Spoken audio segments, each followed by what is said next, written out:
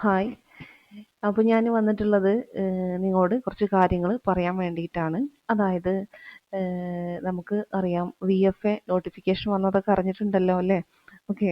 അപ്പോൾ ഈ VFA എന്ന് പറയുന്നത് വില്ലേജ് ഫീൽഡ് അസിസ്റ്റന്റ് എന്നുള്ള ഒരു പോസ്റ്റ് എന്ന് പറയുന്നത് എന്താണ്, ഒരുപാട് വേക്കൻസികൾ വരുന്ന ഒരു പോസ്റ്റാണ്. അപ്പോൾ നിങ്ങൾ എന്തായാലും എന്ത് ചെയ്യാൻ ശ്രമിക്കുക, പിന്നെ അത് അപ്ലൈ ചെയ്യാനായിട്ട് ശ്രമിക്കുക. പെട്ടെന്ന് തന്നെ അപ്ലൈ ചെയ്യുക കേട്ടോ. ഓക്കെ. പിന്നെ ലാസ്റ്റ്ക്ക് വെക്കണ്ട. പിന്നെ അഥവാ നമ്മളെങ്ങാനും വിട്ടുപോയാൽ പിന്നെ ആ ഒരു ഇത് എന്ന് പറയുന്നത് മഹാനഷ്ടമായിരിക്കും. കാരണം അത്ര വേക്കൻസി വരുന്നൊരു പോസ്റ്റാണിത്. പിന്നെ പറയാനുള്ളത് എന്താണ്, ഞാൻ ഒരു ഷോർട്സ് ഇട്ടിരുന്നു. അതായത് നമ്മളൊരു ടെലഗ്രാം ചാനൽ സ്റ്റാർട്ട് ചെയ്യുന്നുണ്ട്. ഇതുവരെ ടെലഗ്രാം ചാനൽ ഞാൻ സ്റ്റാർട്ട് ചെയ്തിട്ടില്ല.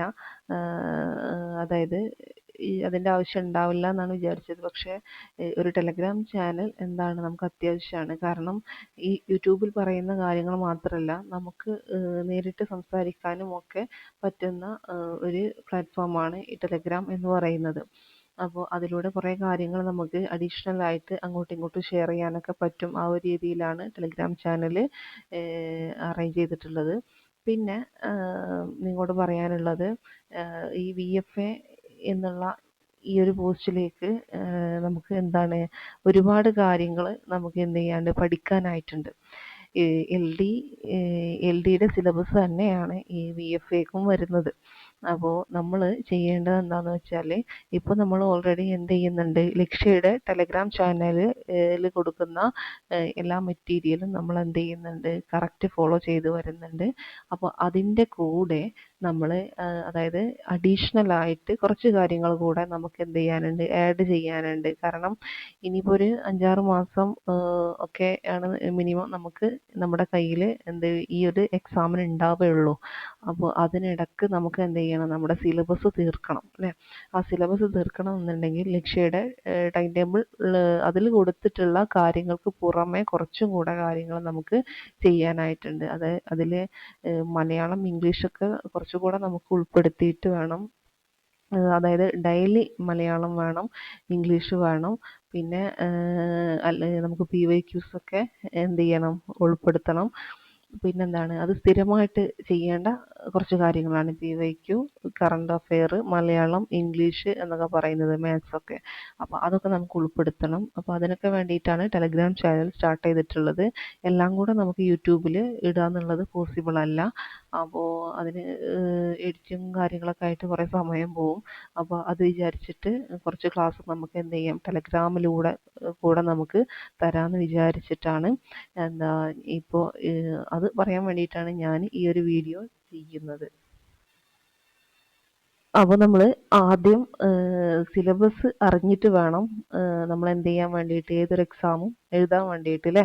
അപ്പോൾ നിങ്ങൾ ആദ്യം ചെയ്യേണ്ട കാര്യം ഇതാണ്. സിലബസ് എന്ത് ചെയ്യുക, ഡൗൺലോഡ് ചെയ്ത് വെക്കുക. ഡൗൺലോഡ് ചെയ്ത് വെക്കല്ല, അത് പ്രിൻ്റ് എടുക്കുക. പ്രിൻ്റ് എടുത്തിട്ട് കയ്യിൽ വെക്കുക. എന്നിട്ട് എന്ത് ചെയ്യുക, നമ്മൾ ഓരോ ദിവസം 150 ഡേയ്സിൻ്റെ ഒരു എന്താ പറയുക, 150 ഡേയ്സിൽ തീർക്കാൻ പറ്റുന്ന രീതിയിലുള്ള ടൈം ടേബിളാണ് റെഡിയാക്കിയിട്ടുള്ളത്.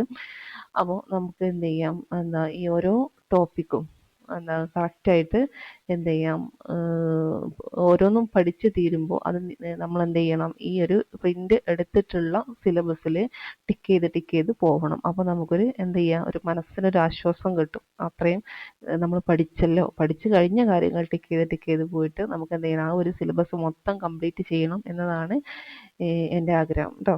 അപ്പോൾ അതിൻ്റെ കൂടെ നിങ്ങളും എന്ത് ചെയ്യണം, നിങ്ങളും ഇതിൻ്റെ കൂടെ നിൽക്കണം. പിന്നെ ഇതിനുള്ളൊരു പ്രത്യേകത എന്ന് പറയുന്നത്, നമ്മൾ ഇത് എന്ത് ചെയ്യും, ഈ ടോപ്പിക്കും കാര്യങ്ങളും എല്ലാം തരും. അതിൻ്റെ കൂടെ ഒരു കമ്പൈൻഡ് സ്റ്റഡി ഗ്രൂപ്പ് നിങ്ങൾക്ക് റെഡിയാക്കി തരും. അപ്പോൾ നമ്മൾ ഡെയിലി പഠിക്കുന്ന കാര്യങ്ങൾ നിങ്ങൾ എന്ത് ചെയ്യണം, ആ ഗ്രൂപ്പിലും കൂടെ നിങ്ങൾ എന്ത് ചെയ്യണം, ഡെയിലി വായിക്കാൻ പറ്റുന്നവർക്ക് വായിച്ചു പോവാം. അങ്ങനെയാകുമ്പോൾ ബാക്കിയുള്ളവർക്കും കൂടെ കേൾക്കുന്ന രൂപത്തിൽ ലൈവ് ക്ലാസ്സുകൾ എടുത്തിട്ട് അങ്ങനെ പോകണമെങ്കിൽ അങ്ങനെ ചെയ്യാം. അതൊക്കെ നിങ്ങളുടെ ഇഷ്ടം കേട്ടോ. അത് ഞാൻ ഇപ്പോൾ അതവിടെ നിൽക്കട്ടെ. ഇപ്പോൾ നമുക്ക് ചെയ്യാനുള്ളത് ആദ്യം കുറച്ച് ക്ലാസ്സുകൾ മുന്നോട്ട് പോകട്ടെ, എന്നിട്ട് തീരുമാനിക്കാം അത് വേണോ വേണ്ടേ എന്നുള്ളത് കേട്ടോ. അപ്പോൾ ഇപ്പൊ നമ്മൾ സിലബസ് നോക്കാം. ചരിത്രത്തിൽ 5 മാർക്കാണ് നമുക്ക് വരുന്നത്. ഭൂമിശാസ്ത്രം 5, ധനതത്വശാസ്ത്രം 5, ഇന്ത്യൻ ഭരണഘടന 5, കേരളം ഭരണവും ഭരണ സംവിധാനങ്ങളും 5 മാർക്ക്, ജീവശാസ്ത്രവും പൊതുജനാരോഗ്യവും 6, ഭൗതികശാസ്ത്രം 3, രസതന്ത്രം 3, കല, കായികം, സാഹിത്യം, സംസ്കാരം 5, കമ്പ്യൂട്ടർ അടിസ്ഥാന വിവരങ്ങൾ 3, സുപ്രധാന നിയമങ്ങൾ 5, ആനുകാലിക വിഷയങ്ങൾ 20, ലഘുഗണിതവും മാനസിക ശേഷിയും നിരീക്ഷണ പാഠവും പരിശോധനയും 10 മാർക്ക്. ഇനി ജനറൽ ഇംഗ്ലീഷിനാണെങ്കിൽ 10 മാർക്കാണ്. മലയാളം അതും 10 മാർക്കാണ്. ഇനി പൊതുവിജ്ഞാനം പറയുമ്പോൾ അതിൽ എന്തൊക്കെ പെടും? നമ്മൾ പറഞ്ഞു ചരിത്രം എന്താണ്? 5 മാർക്കാണ് അല്ലേ? അതിൽ എന്തൊക്കെ വരുന്നുണ്ട്? കേരളം, യൂറോപ്യന്മാരുടെ വരവ്, യൂറോപ്യന്മാരുടെ സംഭാവന, മാർത്താണ്ഡവർമ്മ മുതൽ ശ്രീ ചിത്തിര തിരുനാൾ വരെ, തിരുവിതാംകൂറിന്റെ ചരിത്രം പഠിക്കണം. സാമൂഹ്യ മത നവോത്ഥാന പ്രസ്ഥാനങ്ങൾ പഠിക്കണം. കേരളത്തിലെ ദേശീയ പ്രസ്ഥാനങ്ങൾ, കേരള ചരിത്രത്തിന്റെ സാഹിത്യ സ്രോതസ്സുകൾ, ഐക്യ കേരള പ്രസ്ഥാനം, 1956 ശേഷമുള്ള കേരളത്തിന്റെ സാമൂഹ്യ രാഷ്ട്രീയ ചരിത്രം, ഇതൊക്കെ പഠിക്കാനായിട്ടുണ്ട്. ഇനി ഇന്ത്യ എടുക്കുകയാണെങ്കിൽ ഇന്ത്യയുടെ രാഷ്ട്രീയ ചരിത്രം നോക്കണം. ബ്രിട്ടീഷ് ആധിപത്യം, ഒന്നാം സ്വാതന്ത്ര്യ സമരം, ഇന്ത്യൻ നാഷണൽ കോൺഗ്രസിന്റെ രൂപീകരണം, സ്വദേശി പ്രസ്ഥാനം, സാമൂഹ്യ പരിഷ്കരണ പ്രസ്ഥാനങ്ങൾ, വർത്തമാന പത്രങ്ങൾ, സ്വാതന്ത്ര്യ സമര ചരിത്രകാലത്തെ സാഹിത്യവും കലയും, സ്വാതന്ത്ര്യ സമരവും മഹാത്മാഗാന്ധിയും, ഇന്ത്യയുടെ സ്വാതന്ത്ര്യാനന്തര കാലഘട്ടം, സംസ്ഥാനങ്ങളുടെ പുനഃസംഘടന, ശാസ്ത്ര വിദ്യാഭ്യാസ സാങ്കേതിക മേഖലയിലെ പുരോഗതി, വിദേശ നയം, അത്രയും കാര്യങ്ങൾ അതിൽ നോക്കണം. ലോകം എടുക്കുകയാണെങ്കിൽ ഇംഗ്ലണ്ടിലെ മഹത്തായ വിപ്ലവം. ഇതിൽ നമ്മൾ ശ്രദ്ധിക്കേണ്ട കാര്യം, കുറേ കാര്യങ്ങളൊക്കെ നമ്മൾ എന്ത് ചെയ്തിട്ടുണ്ട്? ലക്ഷ്യയുടെ ഇപ്പോൾ നമ്മൾ ഫോളോ ചെയ്തു പോകുന്ന ആ ടൈം ടേബിളിൽ കുറേ കാര്യം നമ്മൾ എന്ത് ചെയ്തിട്ടുണ്ട്? തീർത്തിട്ടുണ്ട്. അത് പിന്നെ നമ്മൾ ഇതിലെടുക്കുന്നില്ല കേട്ടോ. അപ്പോൾ അതെന്ത് ചെയ്യുക? അത് നമ്മൾ പറയും. അതെന്ത് ചെയ്യുക? കാണാത്തവർ യൂട്യൂബ് ചാനലിൽ തന്നെ കണ്ട് തീർക്കുക കേട്ടോ. പിന്നെ അപ്പോൾ ഇതിൽ ഇംഗ്ലണ്ടിലെ മഹത്തായ വിപ്ലവം, അമേരിക്കൻ സ്വാതന്ത്ര്യ സമരം നമ്മൾ പഠിച്ചിട്ടുണ്ട്, ഫ്രഞ്ച് വിപ്ലവം പഠിച്ചിട്ടുണ്ട്, റഷ്യൻ വിപ്ലവം പഠിച്ചിട്ടുണ്ട്, ചൈനീസ് വിപ്ലവം, അതുപോലെ രണ്ടാം ലോക മഹായുദ്ധാനന്തര രാഷ്ട്രീയ ചരിത്രം, ഐക്യരാഷ്ട്ര സംഘടന, മറ്റ് അന്താരാഷ്ട്ര സംഘടനകൾ, ഇതൊക്കെ പഠിക്കാനായിട്ടുണ്ട്. പിന്നെ ഭൂമിശാസ്ത്രം നമ്മൾ പറഞ്ഞു 5 മാർക്ക് അല്ലേ? ഭൂമിശാസ്ത്രത്തിന്റെ അടിസ്ഥാന തത്വങ്ങൾ, ഭൂമിയുടെ ഘടന, അന്തരീക്ഷം, പാറകൾ, ഭൗമോപരിതലം, അന്തരീക്ഷ മർദ്ദവും കാറ്റും, താപനിലയും ഋതുക്കളും, ആഗോള പ്രശ്നങ്ങൾ, ആഗോള താപനം, വിവിധ തരം മലിനീകരണങ്ങൾ, മാപ്പുകൾ, ടോപ്പോഗ്രാഫിക് മാപ്പുകൾ, അടയാളങ്ങൾ, വിദൂര സംവേദനം, ഭൂമിശാസ്ത്ര വിവര സംവിധാനം, മഹാസമുദ്രങ്ങൾ, സമുദ്രചലനങ്ങൾ, ഭൂഖണ്ഡങ്ങൾ, ലോകരാഷ്ട്രങ്ങളും അവയുടെ സവിശേഷതകളും. പിന്നെ മറ്റൊരു കാര്യം പറയാനുള്ളത്, നമ്മളിപ്പോൾ ആദ്യം തീർക്കാൻ പോകുന്നത് എന്താണെന്ന് വെച്ചാൽ ഈ ടോപ്പിക്ക് ഏതൊക്കെ നമ്മുടെ SCERT ചാപ്റ്ററിലാണോ ഉൾക്കൊണ്ടിട്ടുള്ളത് അതാണ് നമ്മൾ ആദ്യം പഠിക്കാൻ പോകുന്നത് കേട്ടോ. അത് കംപ്ലീറ്റ് ചെയ്തിട്ട് ബാക്കിയുള്ള സമയം മാത്രമേ നമ്മൾ എന്ത് ചെയ്യുള്ളൂ? ടോപ്പിക്കായിട്ട് എടുക്കുന്നുള്ളൂ കേട്ടോ. അല്ലാതെ നമുക്ക് ആദ്യം ചെയ്യേണ്ട കാര്യം SCERT കംപ്ലീറ്റ് ചെയ്യുക എന്നുള്ളത് തന്നെയാണ്. കാരണം 5 മുതൽ 10ാം ക്ലാസ് വരെയുള്ള ടെക്സ്റ്റ് ബുക്ക് മുഴുവനും മാറിയിട്ടുണ്ട്. അപ്പോൾ ഇനിയുള്ള ക്വസ്റ്റ്യൻസ് നമുക്ക് അവിടെ നിന്ന് പ്രതീക്ഷിക്കാം. ഇനിയിപ്പോൾ ഈ ഒരു VFAക്ക് തയ്യാറെടുക്കുന്ന ഒരാൾക്ക് കമ്പനി ബോർഡ് LGS നോക്കുന്നവരുണ്ടാവുമല്ലോ.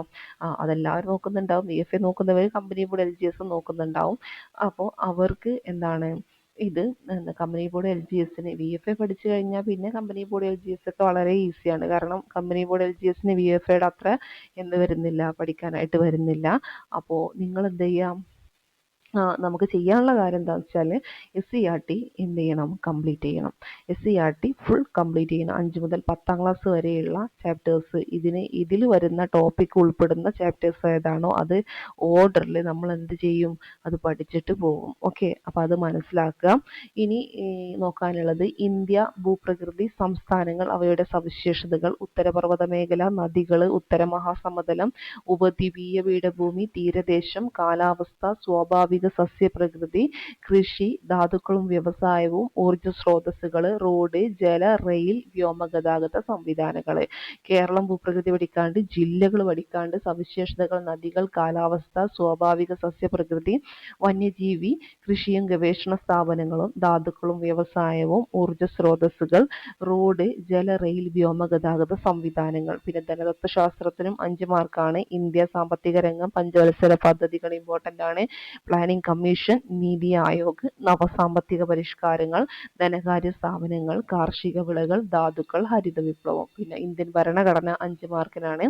ഭരണഘടന നിർമ്മാണ സമിതി, ആമുഖം, പൗരത്വം, മൗലികാവകാശങ്ങൾ, നിർദ്ദേശക തത്വങ്ങൾ, മൗലിക കടമകൾ, ഗവൺമെന്റിന്റെ ഘടകങ്ങൾ, പ്രധാനപ്പെട്ട ഭരണഘടനാ ഭേദഗതികൾ 42, 44, 52, 73, 74, 86, 91.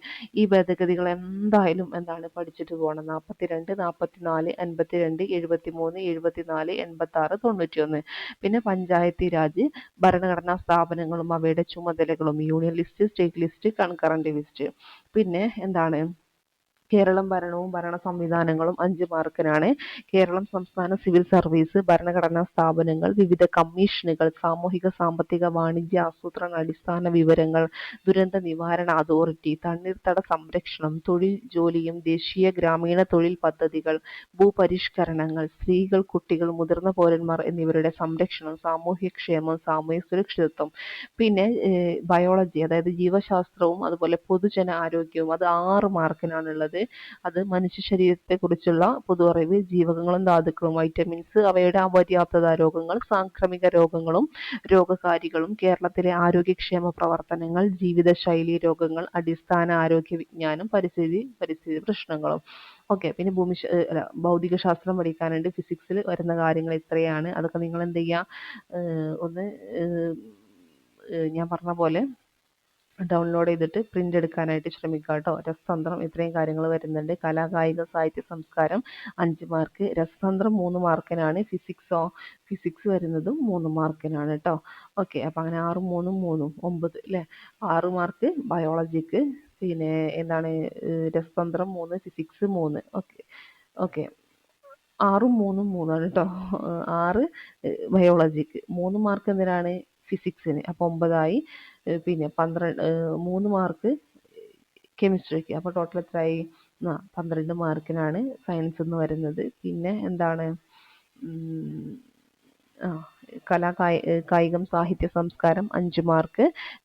പിന്നെ കേരളത്തിലെ പ്രധാന ദൃശ്യ ശ്രാവ്യ കലകൾ, ഇവയുടെ ഉത്ഭവം, വ്യാപനം, പരിശീലനം എന്നിവ കൊണ്ട് പ്രശസ്തമായ സ്ഥലങ്ങൾ, സ്ഥാപനങ്ങൾ, വ്യക്തികൾ, കലാകാരന്മാർ, എഴുത്തുകാർ. ഇതൊക്കെ നമുക്ക് ഇമ്പോർട്ടൻ്റ് ആയിട്ടുള്ള കാര്യങ്ങളൊക്കെ ഉൾപ്പെടുത്തിയിട്ട് നമുക്ക് ചെയ്യാവുന്നതാണ്. പിന്നെ കായിക രംഗത്ത് അതൊക്കെ എന്ത് ചെയ്യുക, ഇതൊക്കെ ഒന്ന് വായിച്ചു നോക്കുക കേട്ടോ. ഓക്കെ, ഇതൊക്കെ കറണ്ട് അഫയേഴ്സിലും കൂടെ വരുന്ന കാര്യങ്ങളാണ്. പ്രധാന കായിക ഇനങ്ങൾ, അതുപോലെ ഒളിമ്പിക്സ്, അടിസ്ഥാന വിവരങ്ങൾ, പ്രധാന വേദികൾ, രാജ്യങ്ങൾ, പ്രശസ്ത വിജയങ്ങൾ, കായിക താരങ്ങൾ, ഒളിമ്പിക്സിൽ ഇന്ത്യയുടെ ശ്രദ്ധേയമായ പ്രകടനങ്ങൾ, വിന്റർ ഒളിമ്പിക്സ്, പാരാ ഒളിമ്പിക്സ്. ഇത് മിക്കവാറും കറണ്ട് അഫയേഴ്സുമായി കണക്ട് ചെയ്തിട്ട് വരുന്ന ഒരു ടോപ്പിക്കാണ്. Asian games, Afro Asian games, Commonwealth games, SAF games. Okay, ഇത്രയും കാര്യങ്ങളും പഠിക്കാനായിട്ടുണ്ട്. പിന്നെ സാഹിത്യത്തിൽ അല്ലേ, മലയാളത്തിലെ പ്രധാന സാഹിത്യ പ്രസ്ഥാനങ്ങൾ, ആദ്യ കൃതികൾ, കർത്താക്കൾ. ഓക്കെ, ബാക്കിയുള്ളതൊക്കെ ഒന്ന് വായിച്ചു നോക്കുക കേട്ടോ. അപ്പോൾ പിന്നെ സംസ്കാരം, കമ്പ്യൂട്ടർ 3 മാർക്കിനാണ് വരുന്നത്. അപ്പോൾ ഇത് ഞാൻ ഒന്നുകൂടെ നോക്കിയിട്ട് ഡീറ്റെയിൽ ആയിട്ട് പറയാം കേട്ടോ. പിന്നെ സുപ്രധാന നിയമങ്ങൾ 5 മാർക്കിന് വരുന്നുണ്ട് അല്ലേ. സ്പെഷ്യൽ ടോപ്പിക് നമുക്ക് 5 മാർക്കിനാണ് സുപ്രധാന നിയമങ്ങൾ വരുന്നത്. അതിൽ ഇത് പഠിച്ച വളരെ ഈസിയാണ്. പഠിച്ചു കഴിഞ്ഞാൽ നമുക്ക് ഓർമ്മയൊക്കെ നിൽക്കുന്ന കാര്യമാണ്. അത്ര വലിയ ടഫുള്ള കാര്യമൊന്നും അല്ല കേട്ടോ. അപ്പോൾ അത് നമുക്ക് ആ ഒരു രീതിയിൽ പഠിച്ചെടുക്കാം. പിന്നെ കറണ്ട് അഫയേഴ്സ്, അത് പിന്നെ ഡെയിലി നോക്കേണ്ട കാര്യമാണ്. അത് നമ്മൾ നോക്കുന്നുണ്ട് അല്ലേ. ലക്ഷ്യയുടെ ടെലഗ്രാം ചാനലിൽ കൊടുക്കുന്ന എല്ലാ കാര്യങ്ങളും നമ്മൾ നോക്കുന്നുണ്ട്. പിന്നെ മാത്സ് ഞാൻ എന്ത് ചെയ്യും, ഓരോരോ ടോപ്പിക്ക് തരും. അത്രയും ഒരു ദിവസം തീർക്കണം. അപ്പോൾ നമ്മളിപ്പോൾ പരീക്ഷയിൽ ചെയ്യുന്നുണ്ടല്ലോ, അതുപോലെ തീർത്തിട്ട് എന്ത് ചെയ്യാം, ലക്ഷ്യ തരുന്ന ദിവസം ഇതുണ്ടെങ്കിൽ പിന്നെ നമ്മൾ വേറെ ടോപ്പിക്ക് അന്ന് തരൂല കേട്ടോ. അപ്പം അങ്ങനെയൊക്കെയാണ് വിചാരിച്ചിട്ടുള്ളത്. പിന്നെ മെൻ്റൽ എബിലിറ്റി, അതിൽ നിന്നുള്ളതും ഒക്കെ കൂടെ ഉൾപ്പെടുത്തിയിട്ട്, പിന്നെ ഇംഗ്ലീഷും തന്നെ നമ്മൾ ടെൻസ് കാര്യങ്ങൾ, ക്വസ്റ്റ്യൻ ബാഗ്, പിന്നെന്താ നമ്മൾ കുറേ കാര്യങ്ങൾ പഠിച്ചിട്ടുണ്ടല്ലോ. ആക്റ്റീവ് ആൻഡ് പാസീവ് വോയിസ് ഒക്കെ പഠിച്ച കാര്യങ്ങളൊക്കെ നമ്മൾ എന്ത് ചെയ്യും, പിന്നെ അത് നോക്കുന്നില്ല. ബാക്കിയുള്ളതൊക്കെ നമ്മൾ എന്ത് ചെയ്യും, പഠിച്ചു പോകും. കുറേ കാര്യങ്ങൾ നമ്മൾ പഠിച്ച കാര്യങ്ങൾ ഇപ്പം ഉണ്ട് കേട്ടോ. പിന്നെ വൊക്കാബുലറി നമുക്ക് കുറച്ചധികം നോക്കാനുണ്ട്. അത് അധികം നമ്മൾ നോക്കിയിട്ടില്ല. പിന്നെ മലയാളത്തിൽ ഈ പറയുന്നത് മലയാളം ഇംഗ്ലീഷൊക്കെ നമുക്ക് എന്ത് ചെയ്യാന്നറിയോ, ഈ PYQs എടുത്തിട്ട് നമുക്ക് ചെയ്യായിരിക്കും ഏറ്റവും നല്ലത്. കാരണം അത് റിപ്പീറ്റാണ്, ഒരു 90% കാര്യം റിപ്പീറ്റ് ചെയ്തിട്ടുള്ളതാണ് വരുന്നത്. ഓക്കെ, അപ്പോൾ അത്രയും കാര്യങ്ങളാണ് നമുക്ക് എന്ത് ചെയ്യാനുള്ളത്, നോക്കാനുള്ളത്. പിന്നെ അപ്പോൾ നിങ്ങൾ ചെയ്യേണ്ടത് എന്താ, ഇത് സിലബസ് ആദ്യം പ്രിന്റ് ചെയ്ത് കയ്യിൽ വെക്കുക. അതിനുശേഷം ഞാൻ ഓരോ ദിവസത്തെ ടൈം ടേബിളും നമ്മുടെ ടെലഗ്രാം ചാനലിൽ ഇടും. അപ്പോൾ എന്ത് ചെയ്യാം, അത് ഡെയിലി ടെലഗ്രാം ചാനലും കൂടെ ചെക്ക് ചെയ്യണം. അതിൽ വരുന്ന കാര്യങ്ങളൊക്കെ ചെക്ക് ചെയ്യണം. ഇനി ടെലഗ്രാം ഇൻസ്റ്റാൾ ചെയ്യാത്ത ആളുകൾ ഉണ്ട് എങ്കിൽ എന്ത് ചെയ്യുക, ടെലഗ്രാം പ്ലേ സ്റ്റോറിൽ പോയിട്ട് ഇൻസ്റ്റാൾ ചെയ്യുക. ഇൻസ്റ്റാൾ ചെയ്തിട്ട് പിന്നെ നമ്മുടെ ഈ ലിങ്ക്